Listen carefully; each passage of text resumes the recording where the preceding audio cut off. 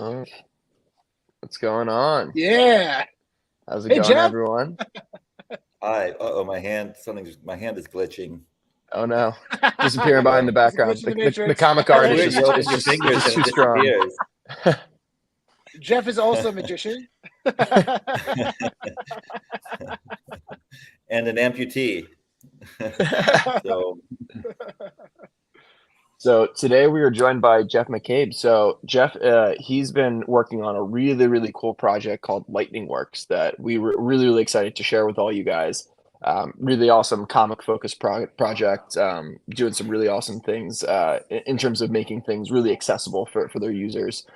So excited to get into it. But Jeff, something we like to ask before we really get into the meat of the questions is, talk a little bit about collecting, just because we're such big collectors ourselves. Do you consider yourself a collector? And if so, what do you collect? you know, I used to love to collect things. I think it's interesting. I don't think women collect stuff in the same way that men do.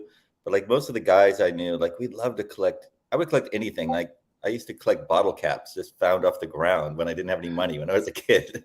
I had a whole stinky collection that smelled like beer of bottle caps. My sister and I would go and like scrounge around the bars, like in the alleys around bars in Seattle to try to find rare and exotic bottle caps. And we didn't know anybody else that collected them. We just thought they were cool and they were free because you find them on the ground, right?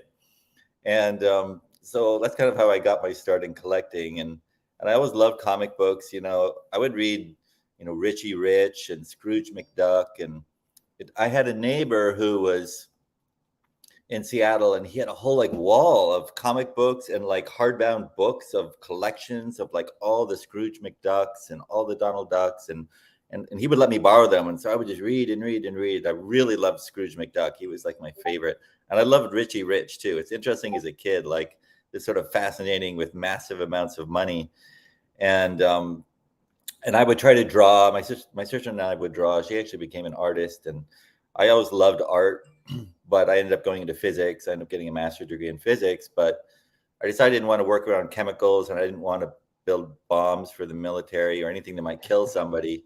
So I got out and I actually went to China and I started a jewelry company. So I started designing.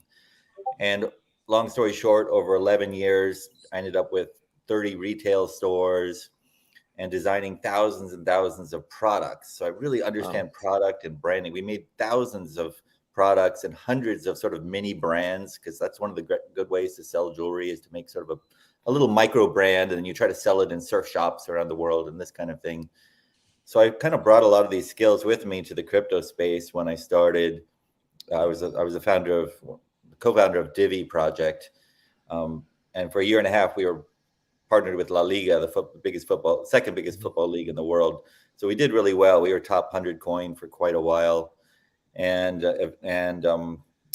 at the time we did an ICO in 2017. We were the number 8 biggest raiser when we did it. We kind of did it I too. remember that ICO. It was massive. Yeah. Yeah, I mean, it was massive when we started, but by the time we launched, CryptoKitties was like crushing Ethereum. Everybody was having trouble. Yeah. That kind of set off this ICO, what was called ICO winter. Mm-hmm. We ended up raising 2.6 million, which was number 8 at the time. Ethereum was EOS was number 1. Mm-hmm. I think Electronium was number 2. And we ended up doing a lot better than Electronium, even though they raised like 10 times what we did. And Decentraland was at the same time. They did really well, and they were in a good category. So yeah, I've just had a lot of experience with all this stuff. I've been doing art and design all my life. Crypto, full-time founder for 7 years now, and I have a background in physics, so I have kind of a math brain, and I've collected stuff all my life. So I live in Costa Rica now. I've been here 18 years, and I gave up all of my collections before I moved down here, because people warned me, like, if you move down here, just bugs and raccoons and things are going to eat everything. So stored in the States, or just give it up. And so I remember the day I went to like a comic book store with like a car full of all my magic cards, all my comic books. And I just like sold it all for like nothing. I mean, just like, oh man, so sad. Magic is hot right now. I mean, especially have you been following the Lord of the Rings adoption? The merger with the Lord of the Rings and Magic the Gathering. It's been pretty fun. The one Oh of no, I haven't seen the, that. the ring. Oh, Yeah, there's a one of one ring that sold, a card that sold for, apparently there's been um, uh, people have been made an opportunity to $2 million they've been offering for that card. It's pretty incredible. It was just polo in Toronto. yeah. Well, so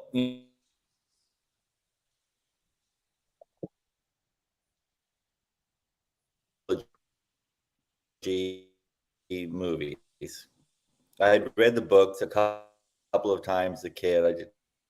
And I played Dungeon Dragon. I was one of the. It was, I'm Nice. 55. I was playing Dungeon Dragons in like 1980, like Before it was right after it cool. was invented, right?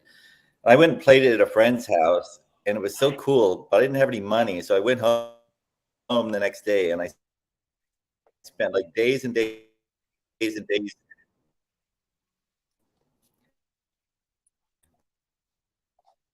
I re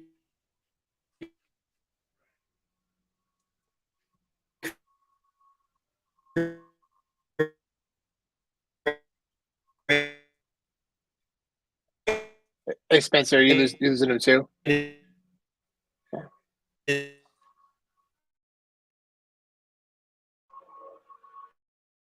Spencer, you're on mute. There we go. Yeah, there we go. Okay. Yeah, some technical difficulties. We'll have Jeff back on in a second once hopefully his internet connection is a little bit stronger. It seems like we were losing him there. Well, while we wait for Jeff, we can talk a little bit about the this morning there was a drop on Vivi. It was the Boo Door, and there's a really impressive, man. It's a 1986 editions, and it sold out immediately, and immediately 4x. So the 4 is 4x right now. Really Wow. impressive. That is really impressive. Yeah. Let me try adding Jeff back in. Let's see. All right, looks like we're still having some problems. Interesting. So yeah, I did not go for the drop. Did you go for it? Hi. Hey Jeff. Hey Jeff, we got you back. Yeah, so I actually, right now I'm in the remote jungles of Costa Rica, and I actually have 2 different internet companies. So if that happens, I can switch between them. Doesn't happen very much. We actually have decent internet. Yeah. But I was saying that I love the Lord of the Rings movies, and I love Dungeons and Dragons. I really wanted to recreate that experience of my favorite parts of those movies were, of course, the Mines of Moria part, which is a lot like, I felt like it was a lot like Dungeons and Dragons, but also just those giant scenes of the hordes of monsters, and I love this idea of like a small group of heroes on the edge of the wall, and these giant, armies are coming in of orcs, right? So I really wanted to create like a video game, and that was my dream. It's still my dream. So when it came time to do my comic company, and I started imagining this in 2017, I started going on Fiverr, hiring people, hiring artists, hiring writers, coming up with stories. I knew it would take a long time I knew writing stories would be hard because most movies are not very good. Most games are not very good. Most TV shows are not very good, right? It's really hard to do something great. I knew it would take years of study, so I started doing it in 2017. 3 years ago, I started doing it full time once I kind of educated myself on what it takes to do good stories. To have good stories, you have to good characters. To have good characters, you have to have a good process of making people care about these characters. And there's all these things that make a character iconic. And so understanding what makes something iconic and what doesn't work, it's pretty easy to see. You pick up a comic book, you start going through it, and it just, do you want to read another one, right? Most of them you don't. They're a lot of times they're written by the artists who do great art, but the story doesn't really grip you. Right. And so I basically wanted to do something that was like Lord of the Rings, and I had this idea because Web3 was coming that we could connect comic books and video games. And so what I did was I hired a team and I started building a video game called Siege Worlds, and it's called Siege Worlds because I wanted to basically replicate these giant siege scenes and have a group of people in multiplayer from around the world be able to be the Lord of the Rings characters, in some way or another, with magic and weapons and all of this. And I knew it would be very hard to get people to care about characters because I know why I cared about certain characters, why I still care about ones that basically it takes years. You read these comics as a kid, and they become kind of part of your family. They become like a family pet, right? That's why when the bureaucrats in the suits in Marvel and DC start messing with your characters, people go nuts. It's like somebody's kicking your dog or threatening a family member. That's the way people react emotionally, right? Mm-hmm. When you see that reaction, for me, it's like, why are these people so crazy and angry at Marvel and DC? Like, it's just a freaking comic book. But it's not. Not in their mind, it's not. And you're messing with somebody's childhood legacy, something people really care about. And so I thought, like, how do you get people to really care about your characters? Because that's what you really want, right? You want to have those kind of fans that will act like a pit bull if somebody messes with your characters. Mm-hmm. And I realized it would take a very long time. So I tried to think of like a shortcut. Like, how can we take a shortcut to creating great characters? So I came up with the idea of using heroes from different cultures around the world.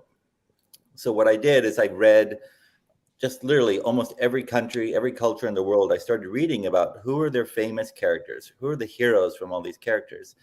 Let's take a version of that character and put them all together in one story.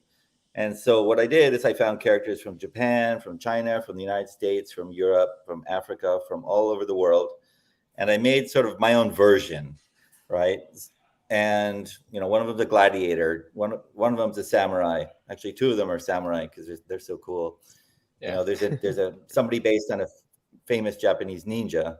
There's just basically every culture in the world. Basically, we have a character that I was hoping would help me take a shortcut, right? Like, people care about these characters, and so I think they're going to think it's cool to see them in a comic book teaming up and fighting with other characters from other cultures. Because as a kid, I would always think about I remember having an argument with my friend, like, who would win in a fight, a samurai versus a Viking? You know what I mean? Have you never seen this? Have you never seen this TV show? They made a TV show out of this. Which one? It was oh really? No, I haven't. It was called like the Greatest Warrior of History or something. I think it was on History Channel or something like that. But they took like a very scientific approach. And they would basically, pit out like two, great warrior classes throughout history. And then they would actually get the weapons and like they would actually like test all this stuff out with science and like try to figure out like who actually would have won. Yeah. They would use things like that where they're like, which is a better sword, like a European long sword or a katana? Mm-hmm. And then they use like the ballistic stuff, and they'll actually use the weapons on these like human realistic ballistic dummies, and you would definitely enjoy that then. Yeah, it's a cool show. I could definitely geek out on that. But so I ended up doing a lot of research about all this stuff. But so then I created all these characters and I started, with writing a story about all this. And basically the story is that these characters, they wake up on a beach. They don't know where they are. And the last thing they remember is dying. Some of them died, like one of them died in the gladiatorial ring in Rome. He's based on Flamma, who's one of the top three most.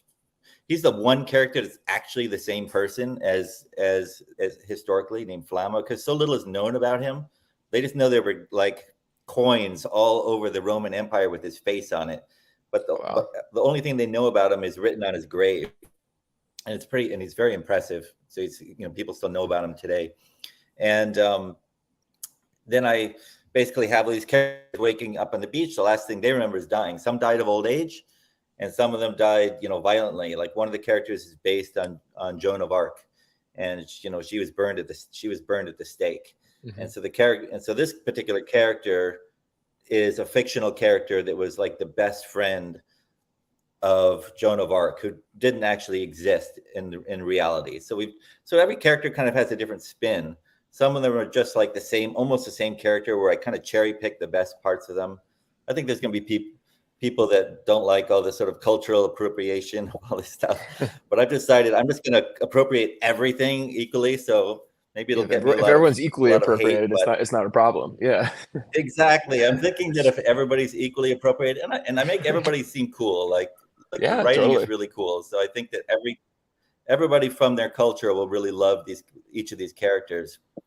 Yeah, well, reading through I read through the series one, and it definitely, I don't know. You can tell that they're from different cultures, but it's not part of the story. Like, that's not the important part of the story, Yeah. So you've only seen, if you got the first comic, we call it Siege World Zero because it's really just a tech demo, and it's just sort of like a snippet of some of the characters, just so we could test all the technology, right? So we just kind of came up with a little story, and we introduced them. I think the next thing we're going to release is going to be Siege World's #1, which we have right now 53 pages done, and they're amazing. I mean, it's really amazing. And I'm going to try to do another 10 or 11 pages. So it's going to be like a triple issue, I think, that we'll end up releasing. Awesome. And I think it's really good. It introduces all the characters better. You get to see them interact more. You really get a sense of who they are. And we also have like backstory. So we have 15 comics right now in production, in actual art production, and probably another 10 or 15 that are being written. And so they're kind of sort of slowly moving all of this along and going back and rewriting, trying to get everything right and thinking how it's all going to come together. There's a whole bunch of stories, and they're all going to be connected in the future. But right now, they all seem very independent. So then we have a video. So I think the really fun part of all this and the dream for how I want this to work is that we have the video game Siege Worlds, which we actually built, and it's working. You can download it at siegeworlds.com and play it. My partner is from the UK, and he was a video game professor that taught other game developers, how to make games fun. So he's a specialist in that, and he's a specialist in VR. So he's the perfect person to have because he knows how to make these games fun. And I wanted you to be able to get in the game, and be able to stand on the wall and be able to look down in VR and see like the ladders and the people climbing up and be able to take a bow and shoot straight down. And I mean, you can look like an idiot in your office while you're with the VR headset on, but it's going to be really fun, these wall scenes because of the feeling of falling off and all of this. So it's going to be some really cool like mechanics when we get to it. But part I think is really interesting is that we have a lot of ways of connecting the game and the video and the comic. The beauty of comics is that if you tell a story well, people start to identify with the characters and they empathize with them and they have a deeper feeling for the story. If you can take that and then move it into the game, then when you're playing the game and you've seen by going through the story, you have more an emotional attachment to the game. And that's what game makers really want, right? They want to get you emotionally involved with the game so you keep playing it. And so I think that by basically working the two things together, we can basically release a comic book and then we release new content for the game as well. So people can play the game, they get stumped, then they go and read the comic book and they see how these challenges perhaps get solved by the characters, right? Then they can go back. And we've built the technology with our comics. Like there's a bunch of people doing NFT comics, but nobody's done what we've done, which is make all the pages with HTML5 rather than PDFs or JPEGs. Yeah, I really love the interactivity of our comic is a website. Yeah, so you can click on a character and it can open up a little store. You could buy the T-shirt with the character if you wanted, or the character can talk to you and tell you about them. There's just anything you can do in a website we can do. But one of the cool things we have now in the demo, I don't know if you know about this, but in the comic there's a little secret spot, an Easter egg, where if you click it, it'll drop an NFT weapon into your wallet. You can use that in the game. So what we can do is, for example, we can have like a VIP area in the game or a place that you can only get to if you have a key. And the only way to get the key is to get it in a comic book or buy it off the market, because all this stuff is open. It's not like what Marvel and DC have done where they put you in a walled garden and you can't use a global market. Like all of our stuff's on OpenSea. So on all the other global markets. So we put everything in our ecosystem in such a way you don't need an app. Like you don't need to download a LightningWorks app, and you don't even need MetaMask. So you can do all of this just with chat apps and our website. And at the same time, it's all on a global market. The only reason that works is because we don't have to deal with gas because we're using Polygon. Yep. And because we can just pay the gas, right? Yeah, it's cheap enough. You can just pay for it for your users. Exactly. Yeah. Yeah, you just pay for it for users, right? And at some point we'll have like a subscription model, perhaps, if people want to do a lot of stuff that starts using a lot of gas, or if gas starts going up, we'll have to for Polygon. But they have a lot of plans with Polygon to doing sharding and this kind of stuff. I think they'll be able to keep the gas down. So it's so important. I mean, right now, that's the biggest problem with the NFT space, right? You just run out of people that are willing to pay money for this stuff. When before you can even spend money, you have to go through all this work and learning of all this new stuff of how to manage private keys, and you're having to learn OpenSea and how to use Coinbase and private key management, and just it goes on and on and on, all the stuff you have to use.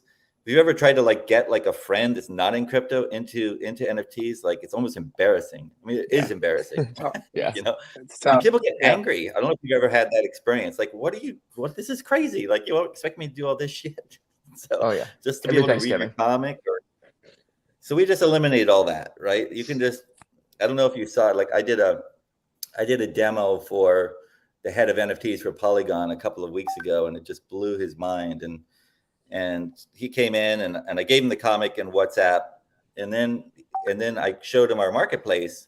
He's like, "What does this buy button do?" And I said, "Well, just click it, you'll see." And he clicked the buy button, and then like literally 15 seconds later, with a credit card, he already had an NFT that was minted on Polygon in his wallet. And I was like, "Click that link," and he clicked it, and he went to OpenSea, and it was already there on OpenSea. And he was like, "Oh my God, you guys have like solved the biggest problem that we have." It's amazing. So so like people don't know about us yet right now, but Polygon he promised like he's gonna do everything he can to get the entire Polygon ecosystem behind this, because Polygon, is partnered with Disney, they're partnered with Microsoft and Google, like all these big mainstream brands are looking for a solution like this. So we've already built all this stuff. We're years ahead of everybody else. People just haven't thought it through. Like everybody, I don't really understand it. Like I look at the other NFT comic companies that are doing it, and they're just doing JPEGs. Like a lot of them, you just get a cover, and they're all the same on OpenSea. Like ours are all different. Every single cover is different, right? And they're all the same, and then you just get it and you go to their website, and then you like download a PDF, which you can just give to all your friends. It's like, that's not an NFT comic. It's just like, I don't know what that is, but it's not what anybody cares about, and it's not collectible. I think a lot of these companies have been trying to kind of duplicate the in-person, like real world experience of comics, rather than like really innovating and changing the way that we actually enjoy them, which is obviously that's kind of what you guys are focused on. So here's a good example of that. I had this like what I thought was a brilliant idea to like replicate the wear and tear of comic books. Good superstar. Where by creating a transparent layer that shows like rips and tears and all this kind of stuff. And I was like, that's a really cool idea, And because then I thought about it, and I was like, that doesn't make any sense. Like, this is a new medium. Why replicate paper? Let's do something with tiers, with rarity that makes sense, that's authentic to the new medium, And so that's what we did. I mean, we made a lot of different tiers. Like the comic book you saw, there's 9 different tiers, and we have something called forging. So we decided to replicate it. We wanted to be able to have a reducing of the supply, because that's the way real comics are, right? They only print so many. And then if they do print more, it would be like a second edition, and nobody cares about the second edition. The collectors all want the first edition. But the supply is going to be going down continuously, because people lose them. People like me move to Costa Rica, and they take them with you, and then they get destroyed, in the climate, and your dog eats them. I remember one of my friends had a Dark Knight Returns #1, and after a party, he got up the next morning, and somebody had left a beer on the cover. Like it was like a ring on the cover. It was worth, even at the time, it was worth $80. He was so mad. Like who would do that? And so basically, the supply is going down, right? So we wanted to replicate that with forging and give people a reason to buy up the floor, because right now that's a problem for NFTs. Mm-hmm. People build these fake communities, and the only real communities really revolving only around the price going up. And as soon as the price stops going up, then you have all these people just dumping, because there's just too many of them.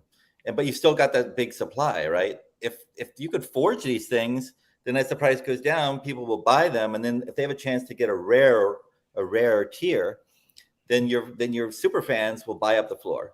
So this is my theory, and we proved it about 2 or 3 weeks ago that it works spectacularly. So I'll tell you what happened. We did a pre-mint. We used pre-mint, and we brought in about 1,000 people, I think, in over 2 days. 1,000 people, and we gave everybody 2 comics. So we ended up with, like, we noticed that like probably 850 of those 1,000 people were either Russian or Ukraine, and they were just buying them, getting them for free. Basically, we were getting them for free, and then they just were dumping them immediately. They weren't even opening them. At some point, they kind of realized that, I think they were all talking to each other in some Russian chat group. They suddenly realized that, wait a second, maybe some of these are actually rare. We shouldn't dump them unopened. We should open them first. So then they started appearing at different rarity tiers. But what happened was, meanwhile, we were trying to sell them for $5, which we still are. And people stopped buying them, but then people started buying the floor, right? And at one point, the price dropped all the way down to $1, all right?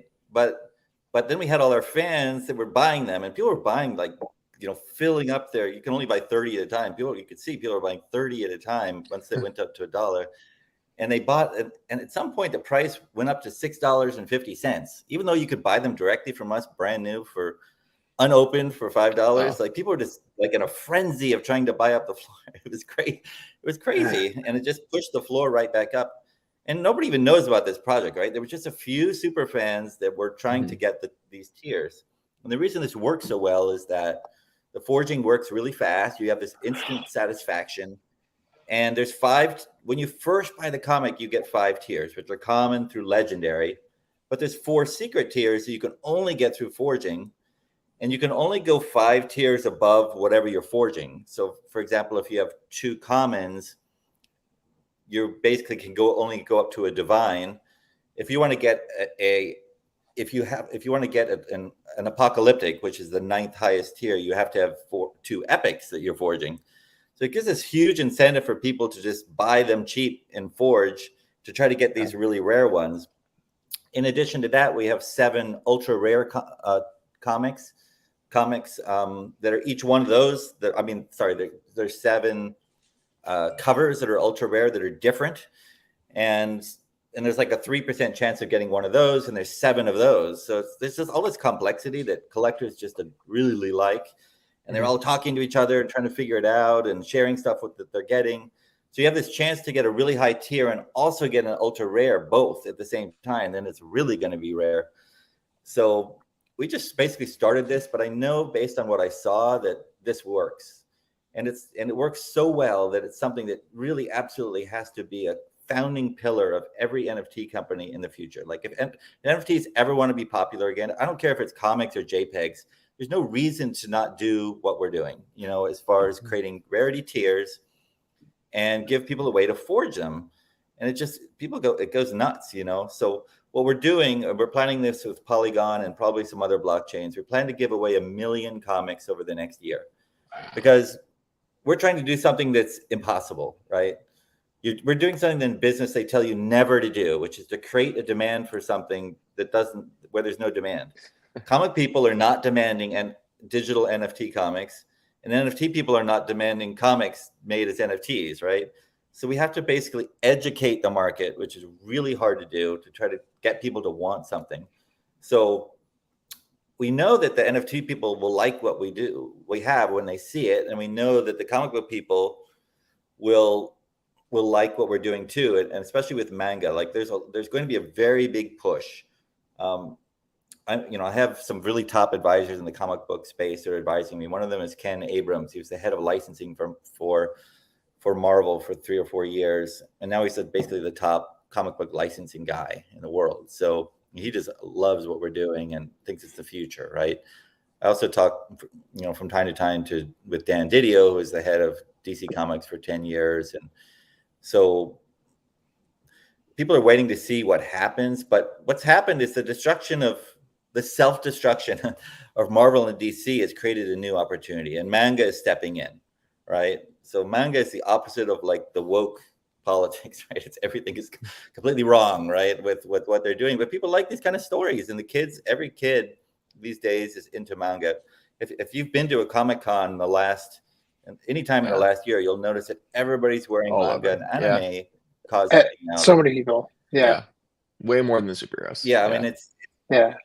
But what's important to understand about this is it's a different mentality. Like if you were trying to become a comic creator in the United States 10 years ago, if you weren't, it was just like impossible because people only cared about Marvel and DC.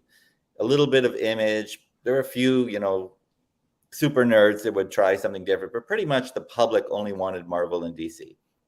And so that's changing because now people are looking for the new thing. They're open to new ideas. They're open to new stories. They're open to new characters. So, but in the next 3 years, there's going to be a wave of new IP that's coming, new story universes. Like Demon Slayer has stepped in. I was just reading that Demon Slayer is like worth $8 billion already, like globally, really? Wow. Which is bigger than Marvel and DC, right? $8 billion, just one story IP. Right. And so eventually all these new story universes will be locked in. They'll just dominate and it'll be hard again. But for the next 3 years, there's going to be this opportunity for new energy, new creators, new artists, all this new stories, because people right now are open to it.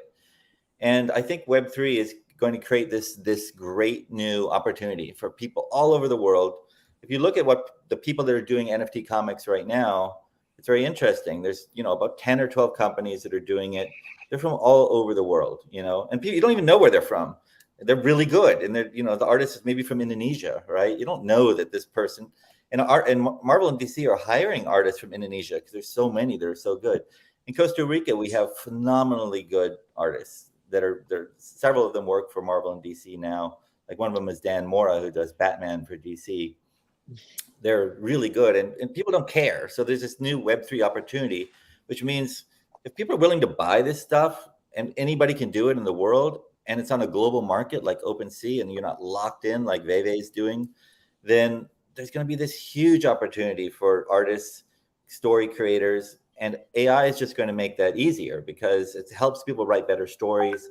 It helps people create better art, and that's all going to be advancing really fast. So we've actually spent the last 3 years building what we call the Creator app. So we have an app that's been built. It's not fully ready, but it's basically designed to allow people to upload their art to it and create comics and launch them onto blockchains, create tiers, use AI really tools to help you rewrite stuff. And so I don't know if you've noticed, but in our wallet already, you can just type in mint and you can mint stuff on Polygon right now for free, just anything you want. We've already built it right into WhatsApp, so you can just mint stuff.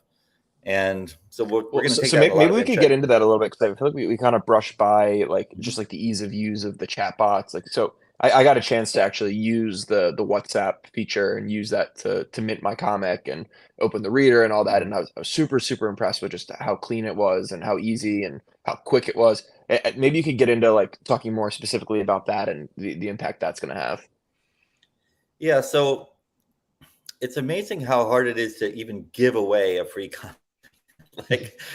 It's amazing. I've gone into chat groups with 1,000 people, and I was like, "Hey, does anybody want a free comic? Send me a DM." If there's 1,000 people in there, maybe one person will they'll take a free. And these are NFT people or comic people. It's really hard to get people to take action, right? And so being aware of this, we knew we had to make this really easy, because people are just skeptical of everything and they're busy and have a short attention span. So we built the whole ecosystem into WhatsApp right now. It also works in Telegram, and it'll work we have test modes in Discord, and we've even done some stuff in Instagram. Oh, and Signal also. All our crypto friends want Signal. So we're doing it basically all these chat apps. And the idea is no matter what chat app you have, you can just talk to our bot, and then you have access to your comics. You can mint right there. You can send your comics to people with simple commands. For example, if you want to if you have a comic right now in our app, you have it. You may not know you can do this, but you just have to type in send and then put the person's phone number. Even if they're not in the ecosystem, our bot will send them a message and say, "Hey, somebody's trying to send you a comic book. Do you accept it? Yes or no?" If they say, they do is click one button, yes, and then it'll create an NFT wallet for them, and then they have their comic. It does a blockchain transfer and everything, and now they're in it. Now we also have another version of this wallet where it can also send them crypto, like it can send them some Matic for gas, this kind of stuff. But as soon as you start giving people access to crypto, now you're a bank. And we have an e-bank. We own an e-bank in Costa Rica that we can give people access to crypto globally.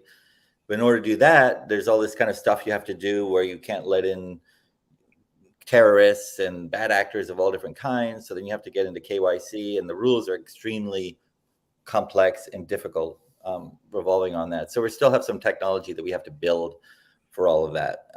But right now we're basically focused on this sort of NFT only with Polygon.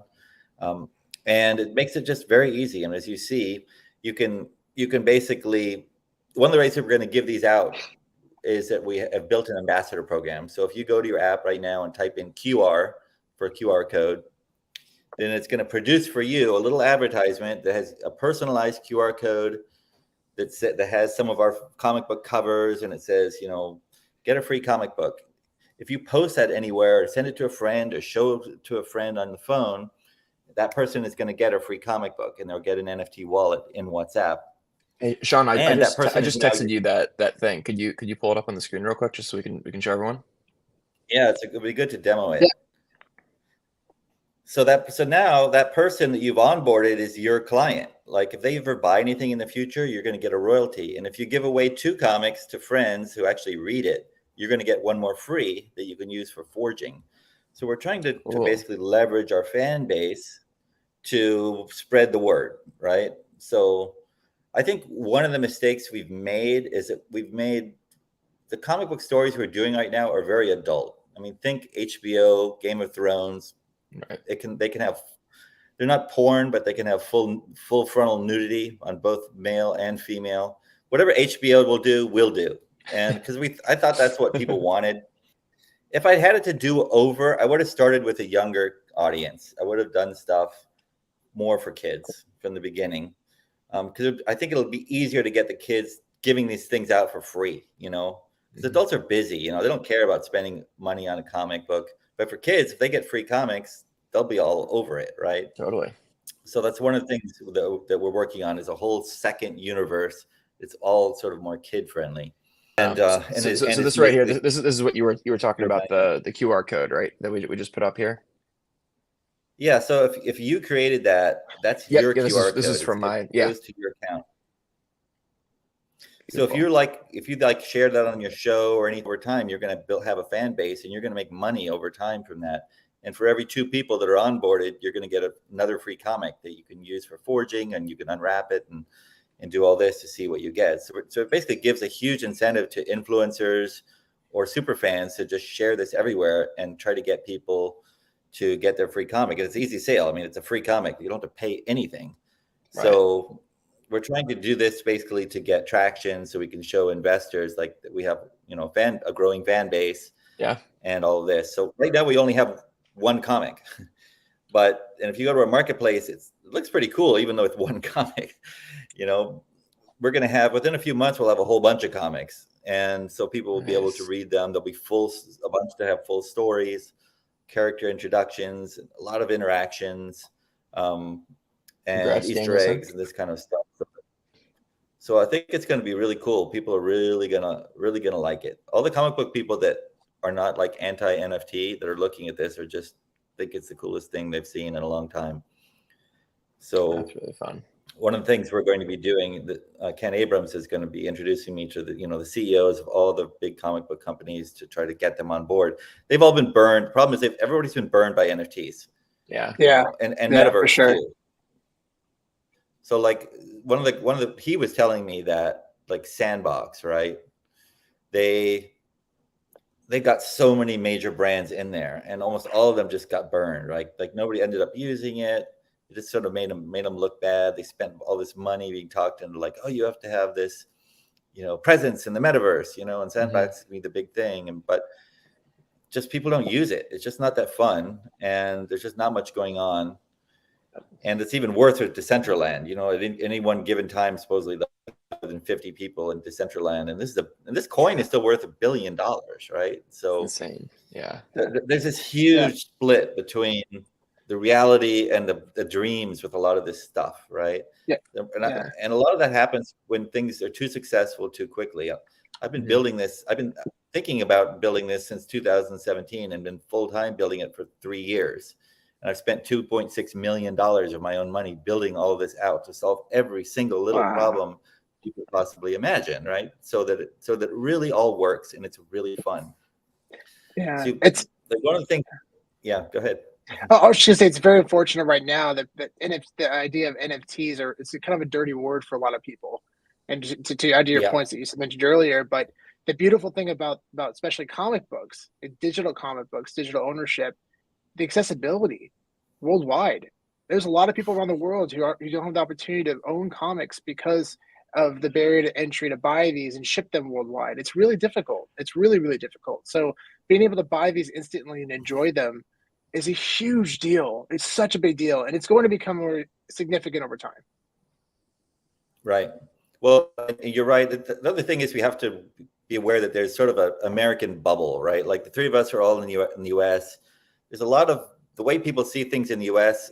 is very strange compared to the rest of the world. Like there's much bigger adoption of NFTs in other countries and a lot more acceptance there. So, the two big American comic companies are in the United States. They're both in the toilet right now. Comics in general are in the toilet, and manga is just coming in and just crushing everything and all the young readers. Marvel and DC saw this coming, and so they thought, oh, we need to appeal to younger readers. We need to try to get the women, women actually read comics in Japan. This is what they're thinking, right? We need to make things more global, et cetera, et cetera, et cetera. It wasn't just that they were going woke. Like they had a business plan, right? And it just was a disaster. It didn't work. They went too far. They lost all their fans that talk about them all the time and just got all this hate rained on them.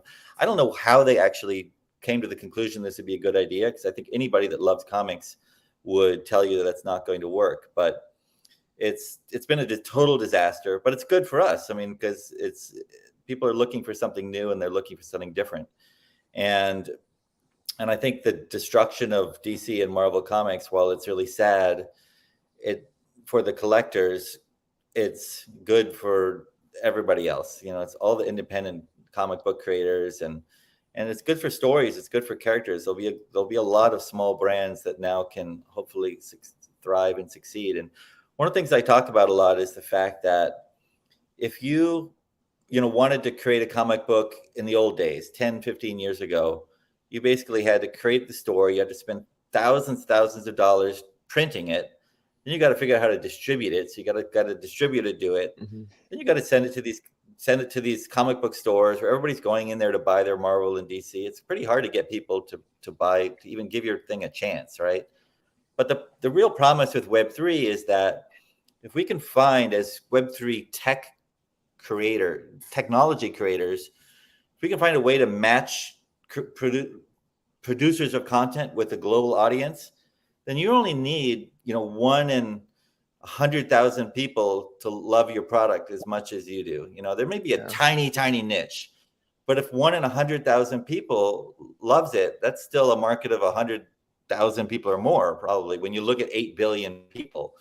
Right. And that's enough to sustain you. If you could, that's a huge market if you get 100,000 people buying your comic.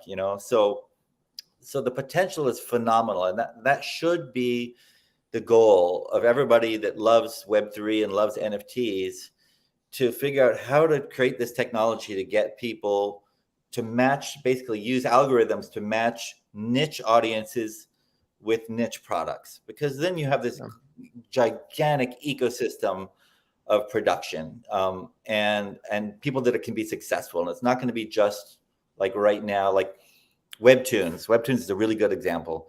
Webtoons has, depending on where you read, between 140,000 comic creators and maybe 1 million.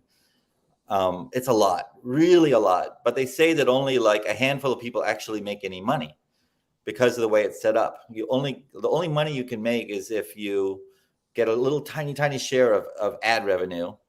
And then if you get enough people, you can like sell them merchandise somehow, right? But if NFTs, it solves that problem. And that's what we're trying to do, is try to make it with our creator app that 100, you can, instead of having, just the top 0.1% of people make money, just like the old comics world, we're trying to make it so there's a middle class. There's a middle class of 10,000 of those 140,000. If 10% of them could make a decent living so they can do what they love and what they're passionate about, that would be a miracle. Because right now it's not 10% of people making money. It's not even 1%, right? It's a tiny, tiny fraction of 1% of people that are able to do that. And it's very discouraging. So that's what Web3 should be able to do, right? It should be able to create a way to match buyers and sellers in new ways using algorithms. And if we can do that, it's going to be really good for people that love stories and characters, because it'll just be this giant ecosystem to choose from that'll be really exciting. My chair for what you're building. Seriously. So maybe this is a good opportunity to do the giveaway that we discussed. We were going to give away one of your Ethereum comics live, right? Yeah. So I guess maybe explain the difference between the Ethereum comic and the Polygon comic. So I'll tell you that our first comic actually was on Polygon, and it was Siege World 0. We gave them out at Satoshi Roundtable. So if you guys know what Satoshi Roundtable is? Here's the logo. No.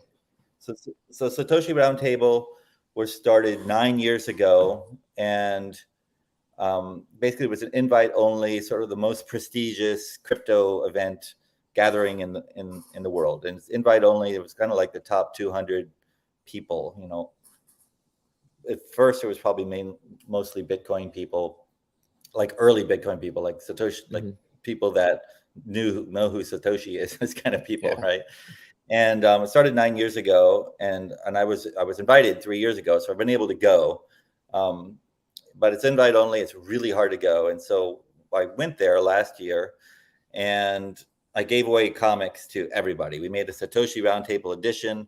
The founder of Satoshi Roundtable is a super comics fan. So he's like, yeah, let's do it. And you could see, like, this is literally there. Can you see this? Wait. Why am I disappearing? There it is. There we go. It's a comic book, right? Yeah. I didn't make it literally this. is a comic book. Right? This is what they do. Like, they have a whole comics theme for Satoshi Roundtable. So anyway, we made an edition for ours. We wanted to release the first true NFT comic book and give it away to all the upper echelon, the elite of the whole crypto space. So that's what we did. So we went there and we gave them away to almost everybody that we could that was there. So if you go on OpenSea, you can actually find it. I don't think there's any for sale. Like, nobody wants to sell them. The second thing we did is we did an official launch on Ethereum, and ended up being like it was a mess, basically. We did some amazing technology, which we think we were the first company to do on-chain encryption. It was part of the smart contract. We did a whole bunch of really cool things, but ended up causing a lot of gas. And right as we were getting to launch, gas started basically tripled. So now it's ended up being like $20. It was like $20 to $50 just to mint one of our comics, and we were selling them for $20. So it's very hard. We still had a bunch of people buy them, and they're still for sale, but it's just sort of sitting there. And we always had this idea that, we're just going to sell them over a year until it sells out. I think that's one of the problems with the NFT space. When everybody has this problem of, there's this idea that if you don't sell it in 24 hours, your product is shit. Yeah. That's the idea of NFTs, right? That just creates corruption. It just creates corruption, and everything in the NFT space is corrupted from the top down, from the influencers down. It's all just about the quick sellout and the dump, right? And so we really wanted to change that. I wanted to create a Web3 comic book store where you come in to our shop and there's something to buy, there's something to mint, and it's sitting there until it sells out. So we have this. So internally, we call it the slow mint. We're not doing these 24-hour things. We're gonna launch a comic. It's gonna sit there until it sells out, or until it hits a certain cap, or it hits a certain date, which might be 6 months to 12 months away. right? But the idea is we want people to have a lot of choice, and if people like what we're doing, we think they'll buy one of everything, or two of everything, so they can try to forge. So we're doing the slow mints. We're not like, we're going to be releasing a lot of stuff without trying even doing any marketing. We just want stuff there because we want people to see what a Web3 comic book store looks like. So yeah, so we did the Ethereum, and we still have some that we mint, and so we're going to give one away. The Polygon though is much cheaper. You can get one for free right now. If you're listening, just come into our Discord, and we can find a way to give you one, or contact me, and I'll get you one for free. Or you guys were showing that QR code. Yeah, use the QR code. Anybody that sees that QR code, just scan it, and you're going to get a free comic. And Spencer, nice. You're going to get the royalties off of that. Oh, nice. So, let's go. So yeah, and anybody can be an ambassador. We call them heroes. So it's our heroes program. And we're, everything's in alpha, everything's fairly buggy still, but it's still pretty impressive. I've been giving a lot of demos to very top people that are really excited about this and what we're doing. So I know it's going to take off. It's a matter of time. Right now, a lot of investors are not putting money into stuff. Like, I talked to the head of Binance Games, and he was like, "Oh, we can't right now." Like everybody's just putting stuff off. No one's sure when the last domino falls from FTX and all this kind of stuff. And NFTs keep going down. Azuki was like the nail in the coffin, right? They did this horrible cash grab. They did everything wrong. And this is just a sign of very immature people that don't have business acumen. I don't think they meant to do it. It wasn't a true cash grab. They just don't have their finger on the pulse. Yeah, they don't have the experience to really talk through what's happening. And I don't know the Azuki team, but I can tell you, talking to the founders, over beer at Satoshi Roundtable and all these different things, there is like an unbelievable shit show of drama going on right now in all the founder groups in every single crypto. Some of them are well known, like with Ethereum, right? Like, we know there's been whole documentaries written about all that crap. That same thing is in almost every crypto. Unless you've got like a single founder, if you have more than 3 people, because it's very, very difficult in crypto winter. The kind of shit that you get thrown on you from all your community. There's always the 10% of the community that are just total jerks that just make your life really hard, and they're like weights. They're the people on the ship that are just complaining and whining and trying to tear down the captain and trying to create mutinies, right? And you got to try to throw them overboard.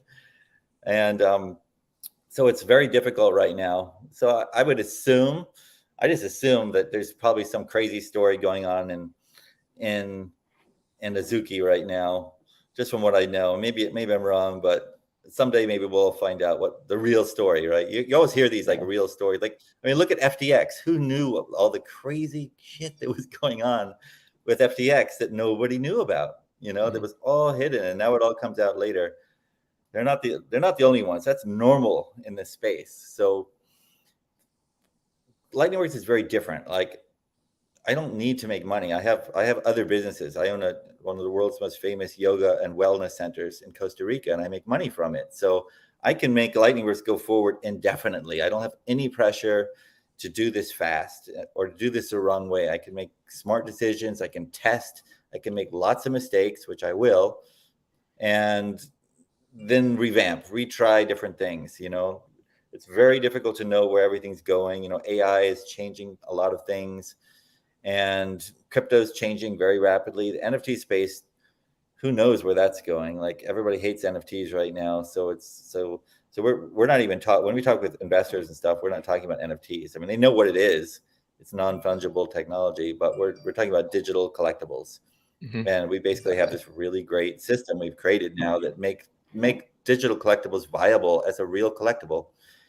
And that's important. Like, we've onboarded hundreds of people right in front of us, where we give them one of these things.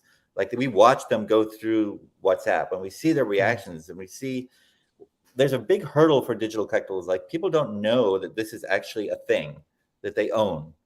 Like, they don't, like, it actually takes a mental leap for people to understand that they own this thing. Yeah. And it's not Amazon. Like, you don't own your stuff in Amazon. You don't really own your stuff in Veve either, right? But when you're getting your Marvel comics in Veve, because they have you you can only use their app, and you can't like sell it on a global market. And so it's just sort of this stuff that's digital. Like with Amazon, you can't resell your book. If you have a real book in your hand or a comic book, you can take it to a comic book store. You can give it to a friend. You can't do that with a book on Amazon. If people have gotten used to this being the new normal of digital stuff that you supposedly own, that's what NFTs do, and that's what Web3 is. You actually get to own your stuff. But people still don't really understand that it's theirs, that they own it, that they can do whatever they want with it. They can burn it, they literally can burn it. They can throw it in the trash if they want to. They can sell it on a global market. And so it's very important as creators of the technology to give people the sense that they own these things and understand what that means. I had I told you earlier, I had a jewelry factory in China for 11 years. I had 30 retail stores for a while. I used to go, set up tents all over the Pacific Northwest, Seattle and Portland and everywhere else. I traveled with Lollapalooza, hand to hand selling jewelry and all kinds of stuff. So you get a sense of like how people take ownership of stuff. And one of the things we learned with jewelry is that if you get people to put it in their hand, they're like twice as likely to buy it. So so if they're looking at something like, here, let me show you this, and then you like put it in their hand, like, take a look at this, and then they're holding it. So because there's a biological thing that's going on where people are starting to take ownership of it, because once it's in their hand, they don't want to give it back because it's theirs. Yeah. There's part of them that's like, this is mine now, it's in my hand. Now, if you get them to put it on their neck and then show them a picture of their face on with a mirror, now they're really taking ownership because they see their face, they recognize themselves, and this is somehow connecting. Like, it's all biology, right? You're playing with people's biology, and as a jewelry seller, you learn these things because they really work. So if you understand this kind of stuff and you're trying to sell digital products, well, what's the digital equivalent of that? What can you do to make people feel like this comic book that's a digital thing that's on their screen is something that's real, that they own, and how can they take ownership of it? So we're developing technology so that when you can see it. It's working right now in our marketplace, not very good, but when you click something, you can like pick up a comic book and like move it. And you can organize your collection the way you want, not just like with OpenSea, you can't move your stuff around. It's all just a big jumble of stuff, right? So you can actually organize all the different things the way you want. You can pick them up. And so you have to extend that to thinking like, well, it needs to have sound. And what is the sound? So what we're doing is making it so depending on how many pages the comic book has, the sound it makes when you pick it up or drop it down will be different. So if it's like a graphic novel with 100 pages, it's going to make a thumping sound. When it's a mini comic of 6 pages, it'll make more of a swish sound. These deep psychological feelings of how things move. When you pick it up, it's going to flex depending on how many pages it has. You want people to feel like this is a real thing. And if we can do that successfully, then people will start to think of all these digital collectibles as real things that they own, and they won't want to give them up, and they'll want to buy more of them. So we're building the technology for this. Of course, it's very difficult to do this right, and it's expensive. So we're just going forward. If you're following us and watching, you're seeing we have like weekly updates of our market. All kinds of cool things are coming. The way we're handling the comics are coming. Like the comics don't have much sound right now, but we'll be adding more over time and trying different things. Like not all comics have to be animated. Some of them will be, some of them won't be. Some people care, some people don't. We're doing right now what we call the world's first digital pop-up book for kids. So remember pop-up books where you have little spinners and you pull the different things, of course. paper. So we're doing a digital version of that for kids, and cool. It's very interactive. Everything you click moves and talks and makes sound and stuff like that. The first 5 pages of that demo are done as of today, so we're going to be able to showcase that pretty soon. And we're making a place in our marketplace so people can basically just upload any PDF and click a button and it'll mint a book. And so we're going to make it like a global bookstore that's like, the Amazon of Web3, that anybody could just easily do it with a PDF. you don't have to go to all the trouble to make things interactive. But we want to make it so people can like flip through the first pages of the comic book, because that's what people do. When you go to a comic book store, you pick it up. So that's what we're going to do. You know, you literally pick up the comic book. You're going to see the comic book getting bigger. It's not just going to go like that. It's going to actually slowly move up. You'll be able to flip through the first pages to see it, you know, and you'll actually do a flipping motion. So I think by harnessing, you know, human psychology and biology, we can really help make digital collectibles something that unlike the world has ever seen. And so I'm hoping people that are watching this and paying attention will follow along our journey. You know, it's not gonna happen overnight. It's probably gonna take 3 years. You know, I keep saying 3 years. I've already been doing it for 3 years, but now we have something that's actually very impressive, but it's really going to be impressive in 3 years. Because all these objects we're creating will exist in the metaverse. They're going to, you know, there'll be an Apple. You'll be able to lay out your comic books on your desk. They'll exist on your desk. So you can pick them up and move them around, and you can read them there if you've got the Apple goggles. And they're objects that are there when you go home, when you go to work and come back and you put on your goggles, you'll see your comics there. Or you can lift them up and put them on the wall, and so it'll be like an object. And if other people have the AR glasses, they'll see your comic book as a piece of art on the wall in your house because it exists, you know, in digital space. So, I mean, this is all what's coming. And I've been deeply involved in VR for about 9 years. I was the founder of virtualrealitytimes.com.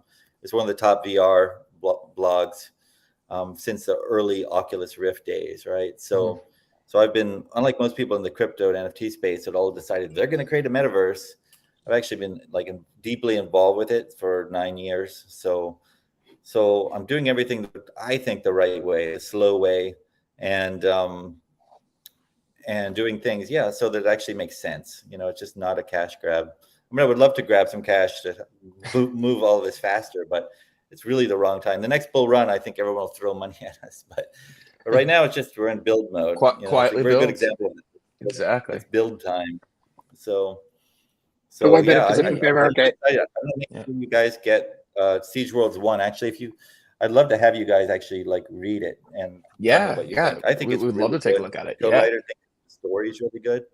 It's really hard with a single comic to get people to really care about these characters and about these stories. I was reading an interview with a top writer, and he said it's like, well, kind of get people to read like 10 to 16 issues. If you can get people to read that much, then they're really going to like your character, and they'll carry that character with them for the rest of their life.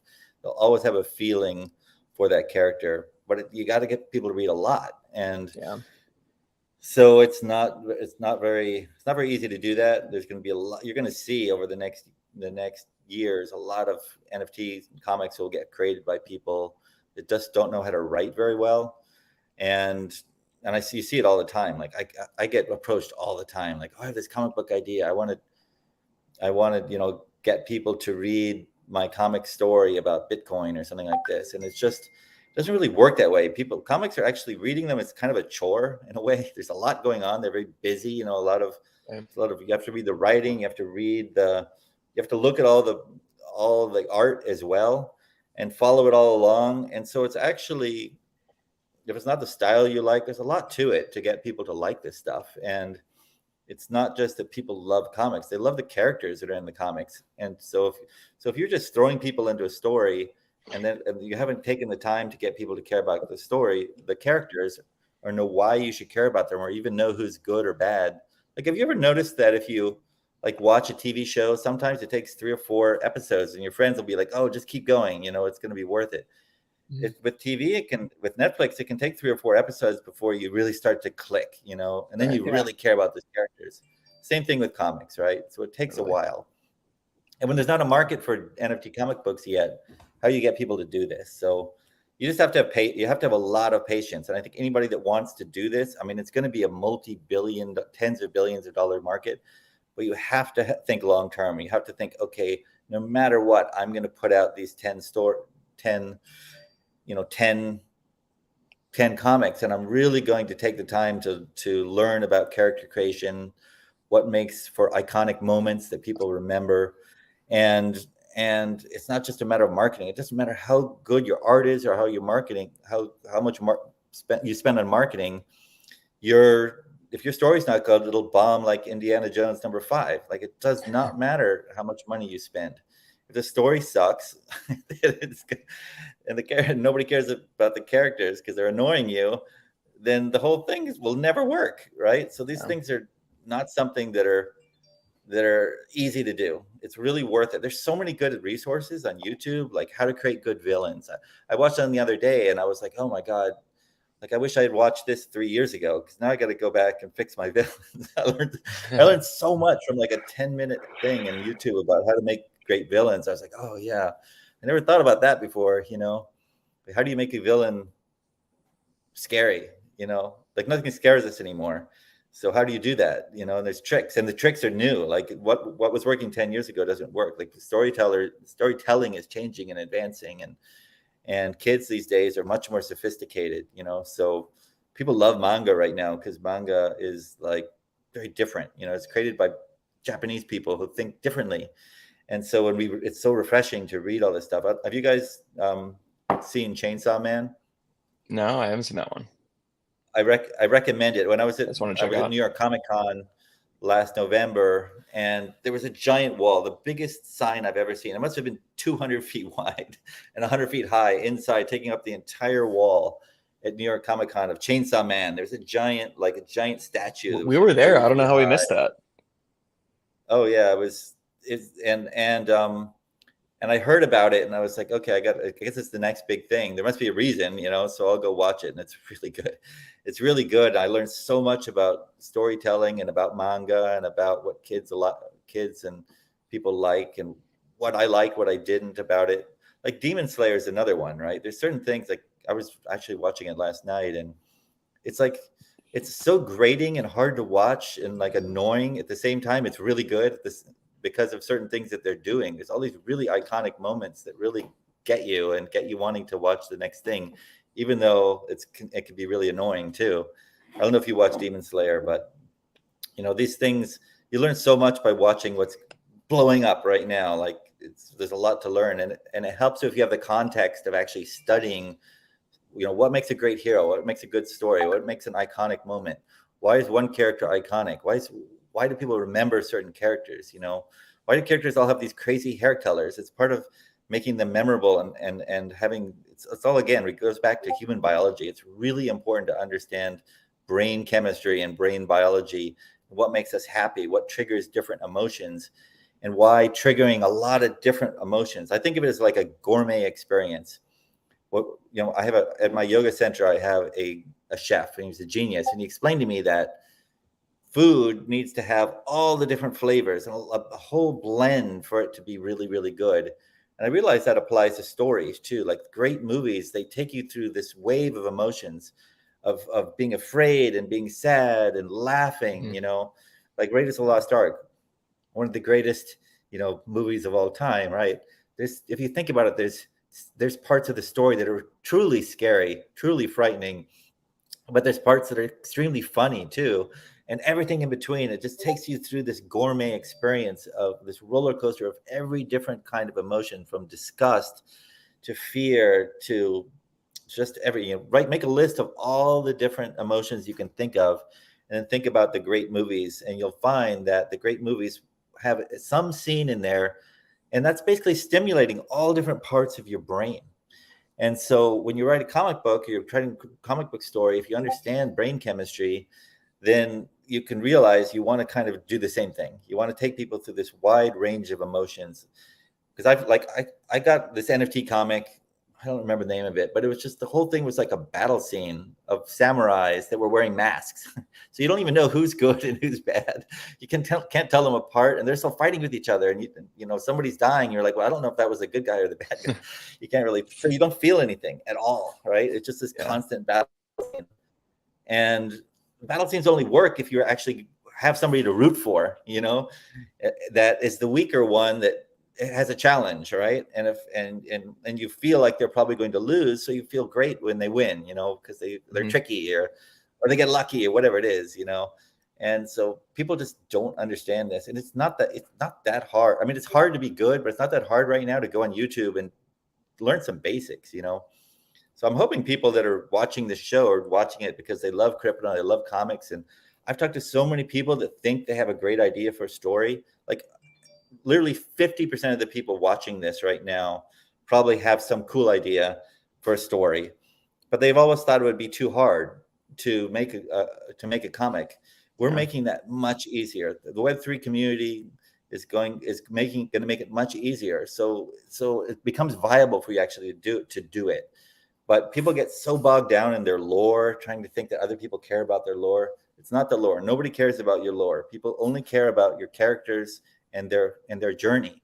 You know, you have to think about that character's journey from zero to hero, right? They call it the hero's journey. If you understand that, then basically it makes a much more compelling story. And this is why people like Batman or Spider-Man, right? They're not Superman. They're weak enough that it's easy to find villains that can kick their ass and they lose, you know, and they have to struggle. People like the weaker heroes. They identify with them more. It's very hard to identify with Superman, right? We like him because we grew up with him as a kid, you know, and he was cool and everybody wanted to be Superman. But writing stories now, you do not want to do that kind of character that's all powerful.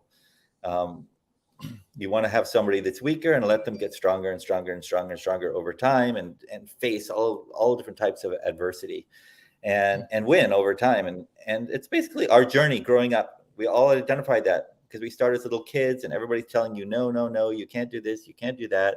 Everybody gets bullied and everybody bullies you. Teachers bully you, your parents bully you, other kids bully you, you know, and so over time, you're basically getting older and you're finding your strength, you're finding your power, you're finding your confidence. And if you can create stories that recreate that feeling, then everybody's going to identify with it because they've all experienced it. That's that's what they call the hero's journey. And it can be done in many different ways, but it's almost always that. Yeah, Jeff, real quick, we got to jump because I got to prep for a call that's coming up in 15 minutes. But this has been so awesome having you here. I could listen to you talk literally all day. You just have so much knowledge and so much insight on all of this. You guys look like you're interested. I wasn't sure if you're like bored or interested. No, I'm like very like I'm like so just like locked into everything you're saying. Yeah. But before we have you go, let's do our giveaway real quick for that Ethereum comic. So I think a good way to do that, we like to do some trivia questions on our channel. So the first person that answers the trivia question correctly in the chat will win the prize. So I think a good trivia question, so maybe some of the people who've been around here listening, what was Jeff's first big crypto project that he worked on? What was the name of that project? And if you can answer that question, and you're the first to answer that in the chat, you'll win the prize. So let's see who gets it. See who's paying attention. And then in the meantime, everyone, please make sure you go check out LightningWorks. You can follow them on Twitter. You can check them out on all their socials. Make sure that you check out their website as well, and really just everything that they're working on right now. Let's see if we got anybody who knows the answer to this.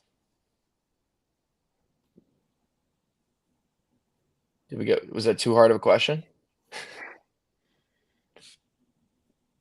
Can we tell how many people are in?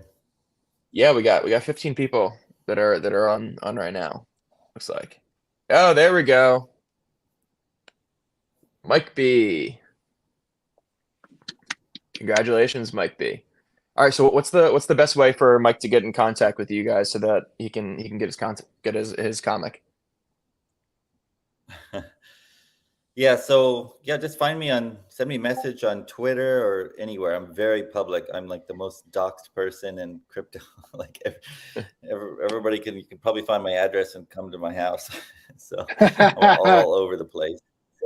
So, my name, like literally I have an Airbnb with my name on it, so it's very easy to find me. Perfect. Yeah, so Mike B, either hop into the Discord or on the LightningWorks page, you can see Jeffrey McCabe, you can see his account right there. So you should be able to get in contact with him there. Awesome. So this is a super fun stream. Thanks so much, Jeff. Thanks, We'll Jeff. definitely have to have you on again at some point, and yeah, maybe we can jump on one of yours at some point in the future as well. Yeah. If you ever just want somebody to join just to talk, I promise I won't talk. I won't hog the mic too much. It's not all about me. I mean, today was all about me, LightningWorks. Of course. But normally I don't. I'm very respectful. So. Thanks so much, Jeff, for coming on. And thanks everybody for joining.